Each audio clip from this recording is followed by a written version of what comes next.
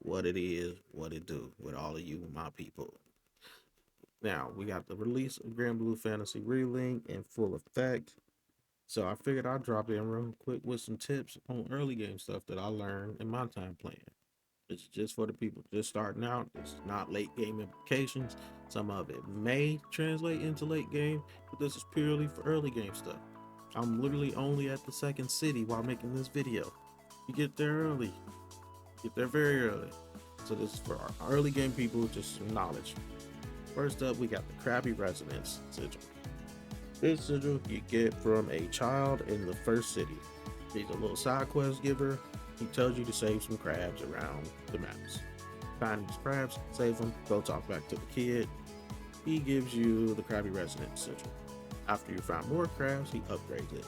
The reason I recommend this is mostly because for the simple fact that it's just better than the early attack sigils that we get. The late game ones are better, but the early game ones are not as good as this one. So you get better boom for your buck on the attack front with this Krabby Sigil.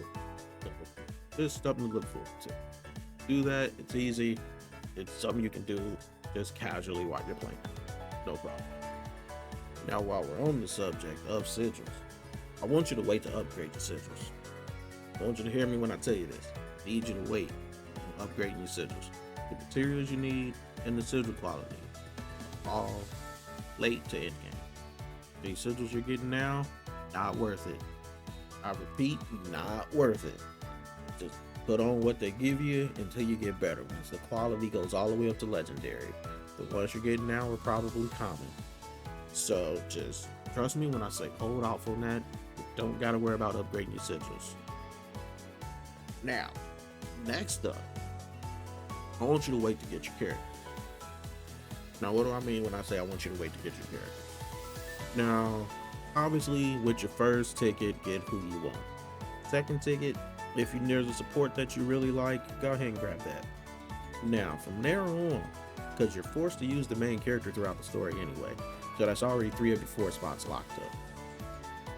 Wait to unlock anything else solely for the simple reason of it. You'll be wasting your MSP to upgrade them. Going down that skill tree and getting all those unlocks on offensive and defensive side, you're gonna blow through that stuff.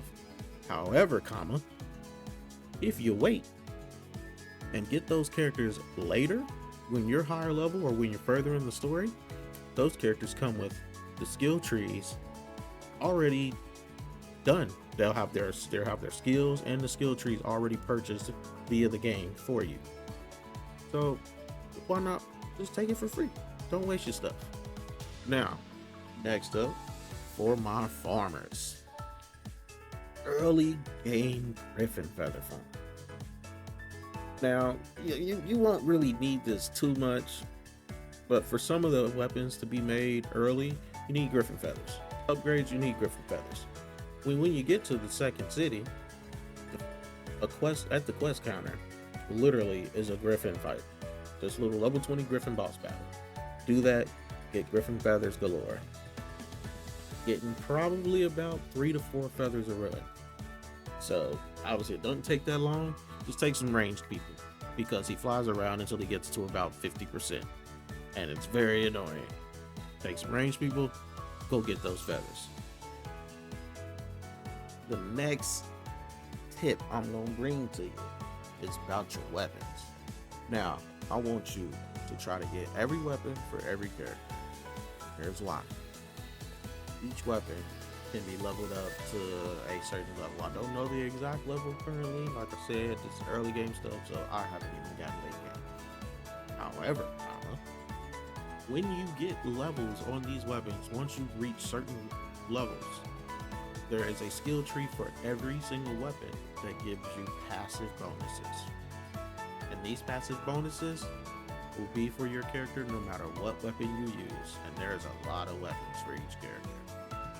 So collect those weapons, get those passive bonuses, benefit. It's all benefits, right?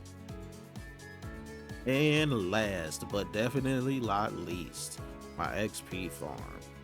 So let's say you did get some characters early already and you just need ways to level them up. But what you're going to look for, there are purple missions on the quest board that are survivals. It's a 4-minute just slugfest battle royale against enemies. To do that quest, you probably net about 4 levels around. That's what I was netting. So you jump in there, run it, and run it.